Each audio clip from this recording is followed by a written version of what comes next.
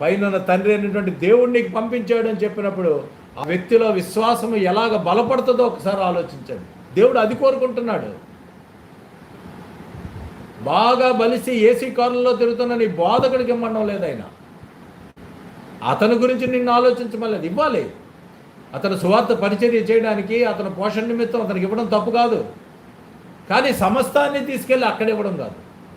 ఆ తీసుకున్నదంతా కూడా తన లగ్జరీకి ఉపయోగించడం కాదు, దేవుని సేవలో ఉపయోగించాలి. ఎంతమంది ఉపయోగిస్తున్నారండి? చాలామంది ఉపయోగించడం లేదు. ఎంతసేపు కూడా సౌకర్యవంతమైనటువంటి విలాసవంతమైనటువంటి జీవితానికి అలవాటు పడిపోయి ఈరోజు సైకిల్ మీద తిరుగుతున్నాడు, మోటార్ సైకిల్ మీద తిరుగుతున్నాడు, కారు, ఆ కారల్లా ఏసీ కారు నాకు ఒకటి, నా ఇంట్లో వాళ్ళకి ఒకటి. ఎవరిది డబ్బు? ఎవరిస్తున్నది కానుక? కష్టపడి చెమట వచ్చి